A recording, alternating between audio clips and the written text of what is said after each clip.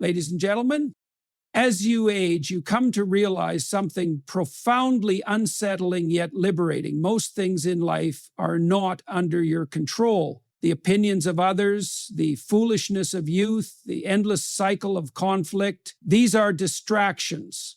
And if you're wise, you learn to step away. There is a terrible tendency for people to spend their later years trying to fix the world, giving advice where it's not wanted, engaging in debates that lead nowhere. But let me tell you something. Your primary responsibility is yourself, not your neighbor, not society, not even your children once they have grown. Yourself. As you grow older, life presents you with an undeniable truth. Your time, energy, and mental space are finite resources. When you were young, you could afford to scatter them widely, engaging in every argument, chasing every ambition, and concerning yourself with the thoughts and expectations of others.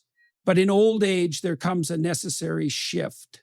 The world does not slow down for you.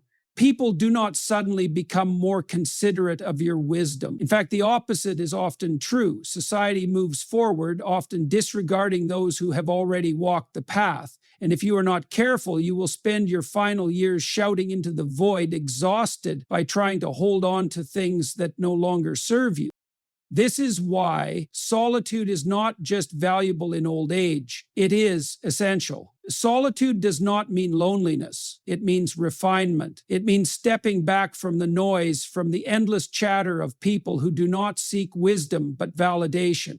It means creating space for deep reflection, for considering your own life, your own choices, and the nature of existence itself.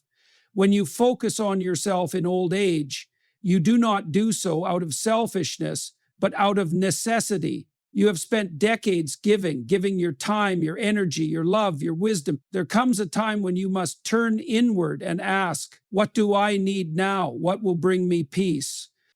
One of the great tragedies of modern life is that people are deeply afraid of being alone. They fear their own company because they have not developed themselves enough to enjoy it. But solitude is a gift. It is in solitude that your mind clears, that you finally understand the weight of your own experiences. It is in solitude that you discover who you are without the distractions of external expectations. This is why so many of the world's greatest thinkers, philosophers, and leaders have valued quiet reflection above all else. It is not passivity, it is mastery.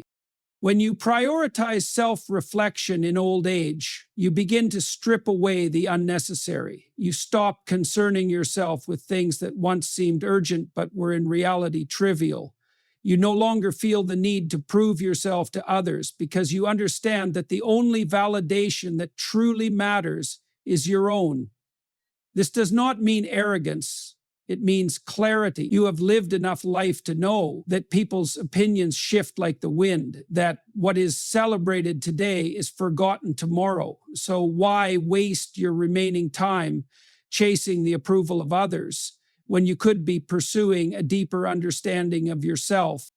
There is a terrible misconception that old age is a time of decline, that once you reach a certain number of years, you are simply waiting for the end. But that is only true for those who stop learning, who stop growing. In reality, old age is a time of refinement, of sharpening, of distillation. It is the time when you take everything you have learned and strip it down to its most essential truths. And this is where solitude becomes a powerful tool, because without distraction, you can finally focus on what truly matters. What does this look like in practice? It means reading the books you never had time for. It means revisiting old ideas with new eyes, considering them not from the perspective of ambition, but of wisdom. It means taking care of your body, not to impress anyone, but because you respect yourself enough to maintain your health. It means writing down your thoughts, not for an audience, but for yourself, to understand your own journey, to leave behind something meaningful, even if it is only for your own clarity. Focusing on yourself in old age also means protecting your mind.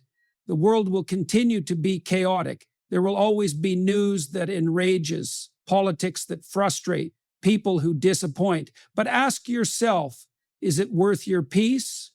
The answer, more often than not, is no.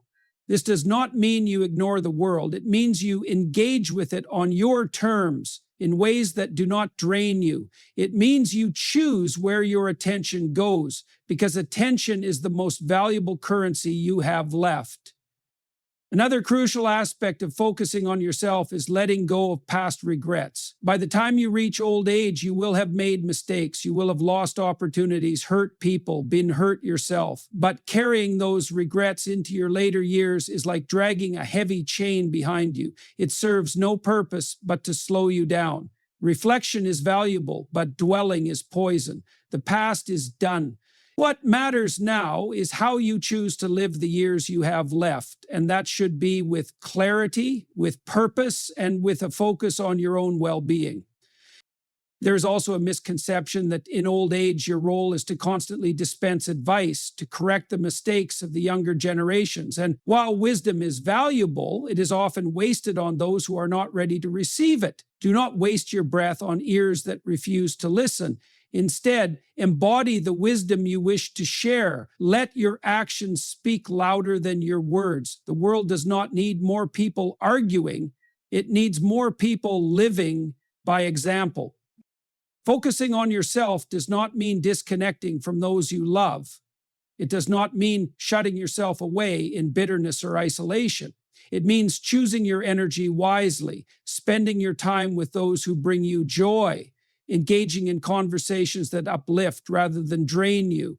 It means understanding that your presence alone can be a gift, but only if it is given deliberately, not out of obligation. In the end, old age is not about fading away. It is about refining your existence to its most essential form. It is about stepping back from the noise, not out of weakness, but out of strength. It is about embracing solitude, not as a punishment, but as a privilege. It is about understanding that your final years are not a burden, but an opportunity to learn, to reflect, to find peace. And so do not waste this time trying to change the world. Do not waste it in battles that lead nowhere. Do not waste it seeking approval that will never satisfy. Instead, focus on yourself. Refine your mind, strengthen your spirit, live in a way that brings you peace, because in the end, that is the greatest wisdom of all. As you grow older, you begin to see the futility of unnecessary conflict. When you were younger, it may have felt necessary to engage in every debate, to defend your beliefs at every opportunity, to correct those who were wrong, and to prove yourself in the eyes of others. But with age comes a painful yet liberating realization. Most arguments lead nowhere. Most people do not truly listen, and most conflicts are distractions from what really matters. You do not win by defeating an opponent in a debate. You win by refusing to engage in pointless battles in the first place. Wisdom is knowing when to speak and when to remain silent. There is a time to stand up for what is right, and there is a time to walk away. Too many people waste their final years trying to control what they cannot change, exhausting themselves in conflicts that drain their energy and rob them of peace. The young argue out of pride, out of a desperate need to prove something. But the wise do not argue unless the battle is worth fighting, and even then, they do so with precision, not emotion. Consider how much time and energy is wasted in disagreements that achieve nothing, family conflicts that drag on for decades, fueled by old wounds that no longer matter, political arguments that only deepen divisions, never bringing anyone closer to understanding, social debates where both sides are speaking but no one is actually listening. What is gained from engaging in these? The reality is that most people do not enter discussions to seek truth. They enter them to defend their existing beliefs, to assert their identity, to win in their own minds. And so you must ask yourself, is it worth my peace? Silence is not weakness. In fact, silence is often the most powerful response you can give. When you refuse to engage in petty conflicts, you maintain your dignity. When you choose not to correct someone who will not listen, you preserve your energy. When you walk away from arguments that only generate frustration, you protect your mental clarity, and in doing so, you assert a kind of strength that is far more profound than shouting back. This does not mean you become indifferent to the world. It does not mean you let everything slide. There are times when speaking up is necessary, when the truth must be defended, when injustice must be confronted. But those moments are rare, and if you have spent your entire life reacting to every small irritation, then when the truly important battles arise, you will have already exhausted yourself on the trivial. Reserve your words for when they truly matter.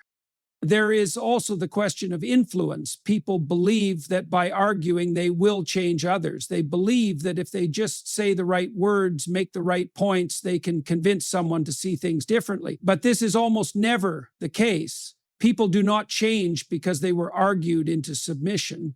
People change because they see something worth emulating. They change because they witness a better way of living, not because someone forced them to acknowledge they were wrong.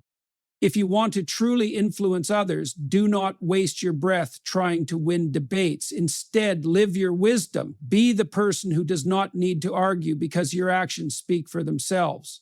Be the one who carries themselves with such quiet confidence that others naturally respect you.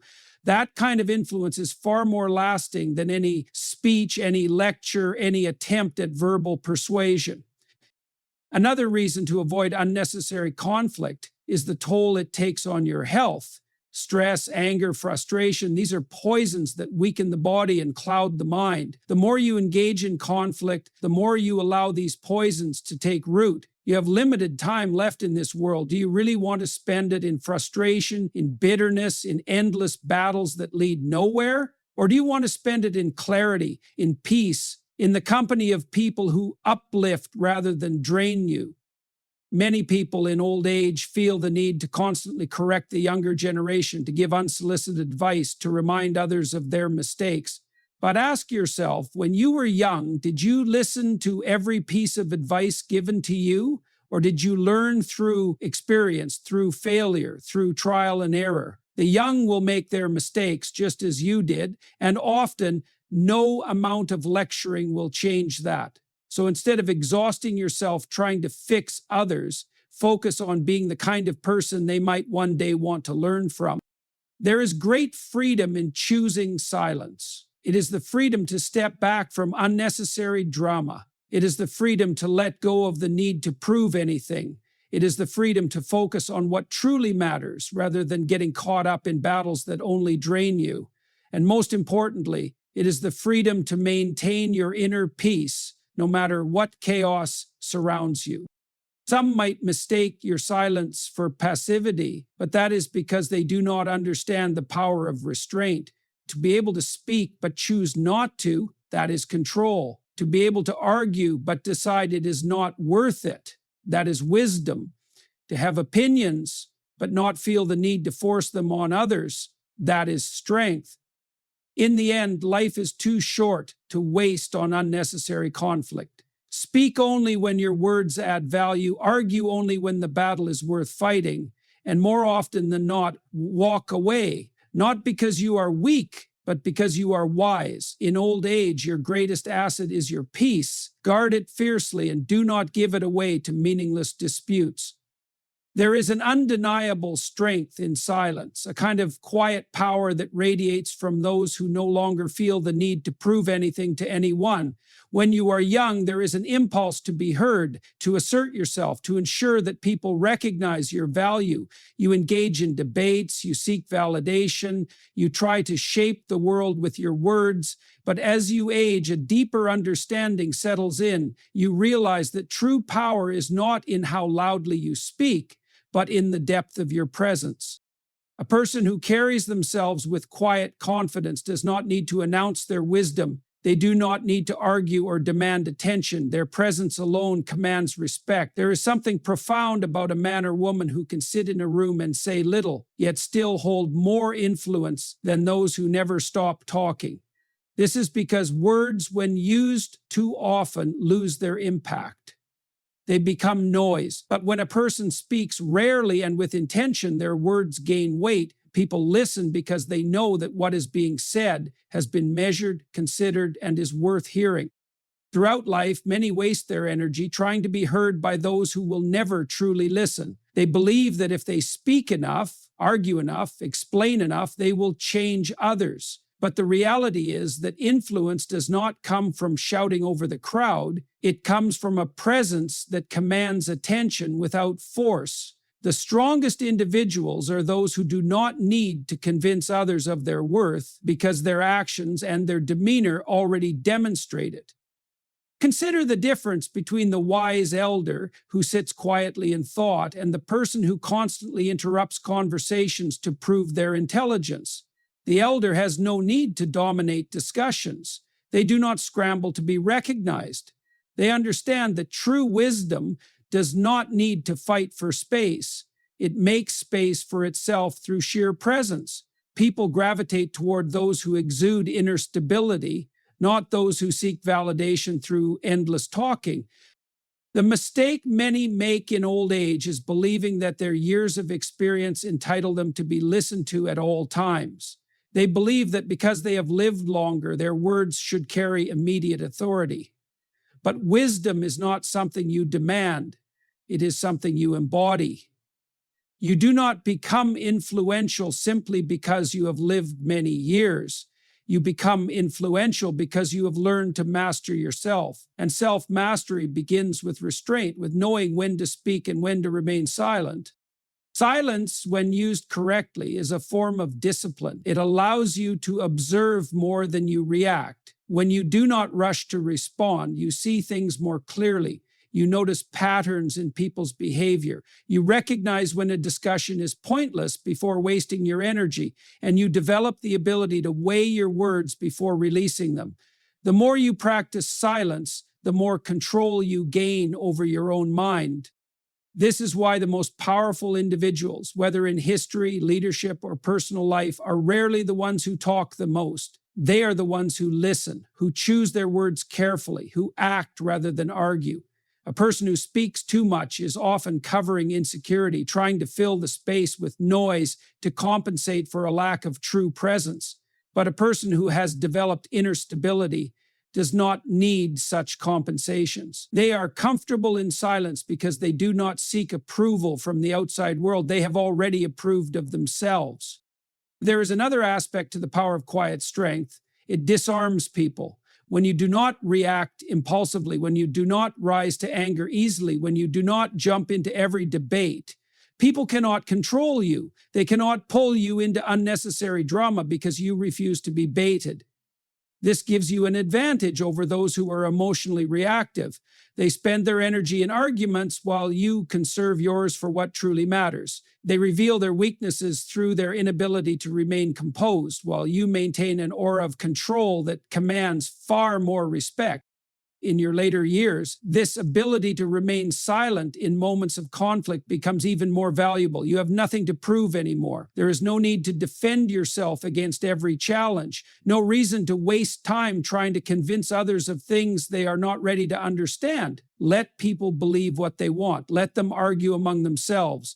Your role is not to fix everyone or to ensure that every foolish person sees reason. Your role is to cultivate your own wisdom, to refine your own peace, to live in a way that speaks for itself. There is also a great deal of peace that comes with embracing silence. When you no longer feel the need to respond to everything, you free yourself from unnecessary stress. You are no longer a puppet pulled by the strings of other people's opinions and provocations. You choose your own battles, and more often than not, you will find that most battles are not worth fighting. This does not mean you disengage from life or stop speaking altogether. It means you speak with purpose. You engage only in discussions that matter. You choose your words so that when you do speak, people listen. And in doing so, you cultivate an aura of quiet power that is far more influential than any argument ever could be. In the end, the strongest presence in the room is often the one that does not seek attention. It is the person who has mastered themselves, who does not feel the need to fill every silence, who understands that wisdom is not in the volume of words spoken, but in the weight of the few that are chosen. Carry yourself with quiet strength, and you will command more respect in your silence than others do with their endless talking. There is a certain freedom that comes with aging, a kind of liberation from the expectations and obligations that once weighed so heavily on your shoulders. In youth, life is often about chasing approval, meeting responsibilities, and fulfilling the roles that society, family, and career have placed upon you. But as you enter old age, a shift occurs, one that many fail to recognize and embrace.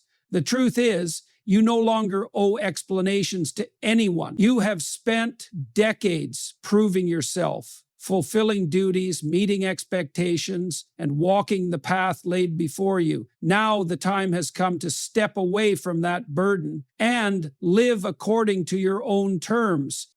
People will always have opinions, and if you spend your later years worrying about them, you will never truly find peace. There will always be those who question your choices, who expect you to behave in a certain way, who demand explanations for why you have chosen to withdraw from certain aspects of life. But ask yourself, why should their expectations dictate how you live? Have you not already spent enough of your life accommodating others? There comes a point where the most powerful thing you can do is simply stop explaining, stop justifying, and start living in a way that brings you peace. One of the great traps of old age is the feeling that you must constantly answer to others, whether it be your children, your extended family, or even society itself. Many people fall into this trap, spending their final years trying to explain their decisions, trying to gain approval from those who may never truly understand them. But the reality is you owe no one an explanation for how you choose to spend your time, where you place your energy, or what you prioritize.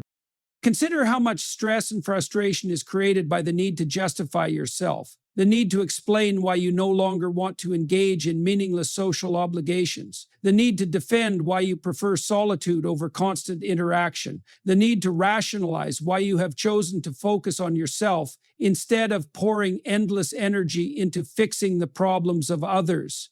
But all of this explaining is unnecessary. The people who truly understand you do not need explanations, and those who demand them will never be satisfied with the answers you give. There is a misconception that as you grow older, your role is to always be available, to be the constant guide, the ever-present problem solver, the one who always steps in to fix things. And while wisdom should be shared when it is truly needed, you do not exist solely to serve others. Your life is still your own. You are not required to be at the beck and call of everyone who expects something from you. You have earned the right to choose where your energy goes, and you should never feel guilty for prioritizing your own peace. One of the greatest signs of wisdom is knowing when to disengage. There is no need to argue with those who will never see your perspective. There is no need to justify your choices to those who will never approve of them. There is no need to waste your final years explaining yourself to people who have already made up their minds about how they think you should live. The freedom of old age is in recognizing that you do not need anyone's permission to live as you see fit. There is also a great power in mystery and keeping certain aspects of your life private. When you stop explaining yourself, you stop giving people the ability to judge and critique your decisions. You no longer invite unnecessary opinions into your life. You maintain control over your own narrative rather than allowing others to shape it for you. Not everything needs to be shared. Not every thought needs to be explained. And not every decision needs to be justified. Some may mistake this for selfishness, but it is not. It is self-respect. It is understanding that your time is precious and that you are not obligated to waste it on those who do not value your peace. It is knowing that you have already given so much to others, and now it is time to give something to yourself. The need to explain is often rooted in the fear of being misunderstood, but here is an important truth. People will misunderstand you no matter what you do. They will interpret your silence as arrogance, your distance as neglect, your focus on yourself as indifference. But that is their burden to carry, not yours. You cannot control how others perceive you, nor should you waste your time trying. What matters is that you understand yourself, that you are at peace with your own decisions, that you are living in a way that aligns with your own values and needs. If someone asks why you no longer engage in unnecessary drama, let them wonder. If someone questions why you spend more time alone, let them be curious. If someone demands to know why you are no longer willing to be the person they expect you to be, let them sit with their own questions. You owe them no answers. You owe them nothing but the truth of your own existence, and even that you are not required to explain. At a certain point, your life becomes about conservation, conserving energy, conserving peace, conserving your mental and emotional well-being. You no longer have the time to waste on things that do not serve you. And one of the greatest wastes of time is trying to justify yourself to people who have already made up their minds. There is a quiet strength in simply living your truth without explanation. In old age, that strength becomes your greatest asset. It frees you from the unnecessary burdens of expectation and allows you to focus on what truly matters: your own well-being, your own clarity, your own sense of fulfillment. And that is the only justification you will ever need. As the years pass and you enter the later stages of life, a profound shift occurs, one that many fail to recognize or resist due to the conditioning of earlier years. Life, for much of its duration, is spent in service to others. You build a career, raise a family, maintain relationships, and involve yourself in the concerns of the world. You sacrifice, compromise, and give so much of yourself to meet the needs and expectations of those around you. But there comes a time when that approach is no longer sustainable, when it is not only acceptable, but necessary to turn your focus inward. This shift is not about abandoning your responsibilities or neglecting others. It is about recognizing that you, too, are deserving of care, attention, and fulfillment. It is about understanding that your time and energy are finite, and that if you do not actively protect them, they will be endlessly drained by the demands of the world. In old age, the wisest thing you can do is prioritize yourself, not out of selfishness, but out of the realization that you have spent a lifetime prioritizing everything and everyone else. One of the biggest obstacles to this transition is guilt. Many people feel guilty for focusing on themselves after years of being in service to others. They feel as though they must always be available, always be involved, always be willing to sacrifice their own well-being for the sake of those around them.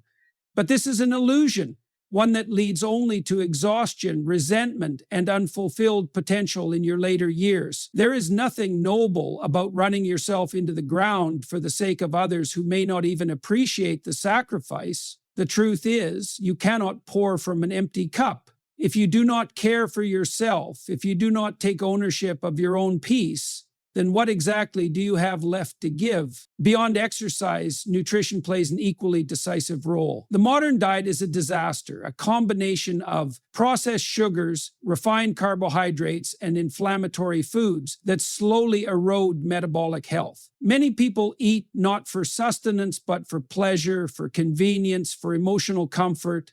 But food is not just about taste, it is fuel. And if you fuel your body poorly, it will fail you. A diet rich in whole foods, lean proteins, healthy fats, vegetables, and unprocessed grains provides the nutrients necessary to maintain muscle mass, cognitive function, and energy levels. Avoiding excess sugar and processed foods reduces inflammation, stabilizes blood sugar, and prevents the slow accumulation of damage that leads to diabetes, obesity, and other chronic diseases. Sleep is another critical factor that people chronically neglect. In a world that glorifies productivity and constant activity, rest is often sacrificed. But sleep is when the body repairs itself, when the brain consolidates memories, when hormones regulate. Poor sleep accelerates aging, weakens the immune system, and impairs cognitive function. Those who dismiss sleep as unimportant are trading long-term well-being for short-term gains, and the debt must always be repaid. Prioritizing sleep means establishing routines, minimizing blue light exposure before bed, avoiding stimulants late in the day, and creating an environment conducive to deep, uninterrupted rest. Then there is posture, mobility, and flexibility, areas that are often overlooked but are fundamental to maintaining quality of life. The ability to move freely without pain is something most people take for granted until they lose it. Poor posture leads to chronic pain, joint issues, and a reduced range of motion. Flexibility declines with age, but regular stretching, yoga, and mobility exercises can prevent stiffness and keep the body functional. Neglecting these aspects of physical health leads to avoidable suffering, aching backs, tight joints, limited motion, all of which compound into a state of fragility that could have been prevented with just a few minutes of daily effort. The mental component of physical health is just as crucial. Many people develop a fatalistic mindset about aging. They assume that decline is inevitable, that they are too old to start exercising, that their diet no longer matters. But this is a self-fulfilling prophecy. The truth is that the human body remains adaptable well into old age. Strength can be regained, endurance can be built, health can be restored. But it requires commitment, it requires a refusal to accept weakness as destiny. Physical discipline is not just about the body, it is about the mind, the ability to push through discomfort, to develop consistency, to take responsibility for one's health. These habits spill over into every other aspect of life. A person who maintains their physical strength is more likely to maintain mental sharpness, emotional resilience, and financial stability. Weakness in one area leads to weakness in others. Strength in one area reinforces strength everywhere. And perhaps most importantly, maintaining physical health ensures that you do not become a burden on others. One of the greatest fears people have as they age is losing independence, becoming reliant on their children or caregivers, being placed in a nursing home against their will. The best way to avoid this fate is to take control of your health now, to build a body that can carry you through life rather than weigh you down, to ensure that when you reach old age, you are still capable, still active, still in command of your own destiny. You do not have to accept decline as inevitable. You do not have to surrender to weakness, but you must act because no one else can do it for you. And if you neglect your body, if you allow it to deteriorate without resistance, then you will find yourself at the mercy of forces beyond your control. There is no dignity in that. There is no freedom in that. But there is freedom in strength. There is freedom in health. There is freedom in the knowledge that you have done everything within your power to maintain your independence, your vitality, and your ability to live life on your own terms.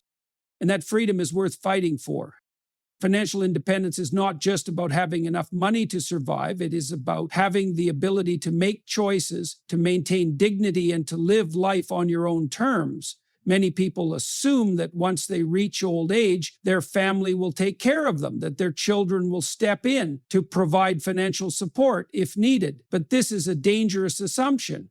Your children have their own lives, their own families, their own financial burdens. They may not be able to support you in the way you expect, and even if they are willing, relying on them places you in a position of dependency, a position that can quickly erode your sense of autonomy and self-worth.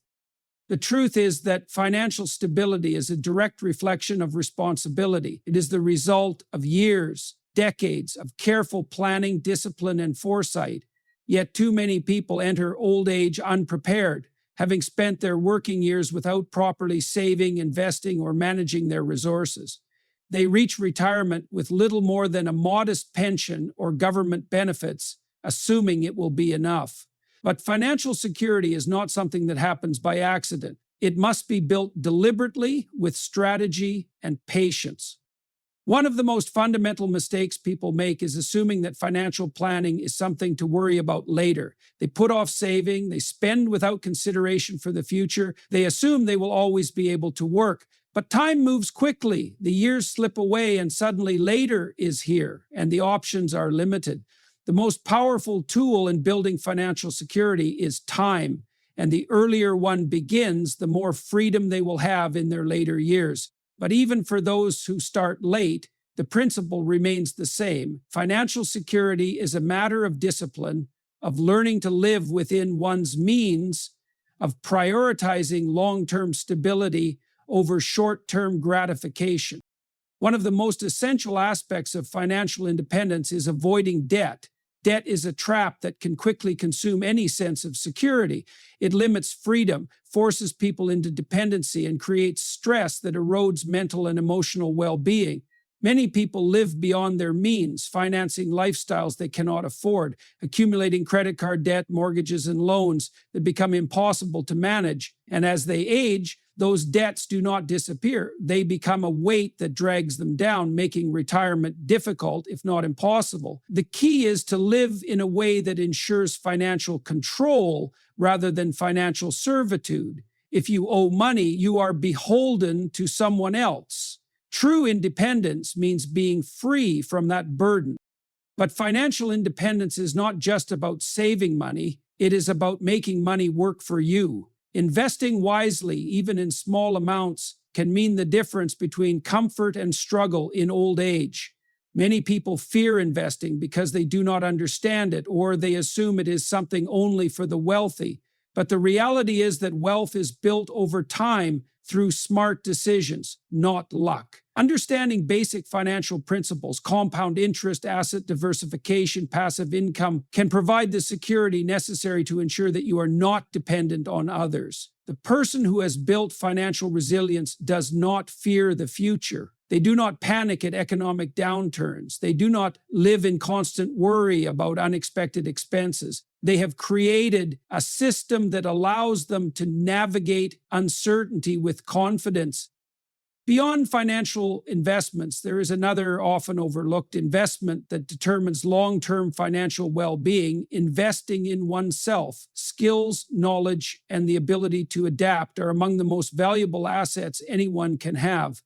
The world is changing rapidly, and those who refuse to learn new skills, to adapt to technological advancements, to stay engaged in the economy in some capacity, risk being left behind. The belief that work stops at a certain age is outdated. While retirement may mean stepping away from a full-time career, it does not mean abandoning productivity. Those who continue to contribute in some way, whether through part-time work, consulting, teaching, or entrepreneurship, maintain not only financial stability but also a sense of purpose.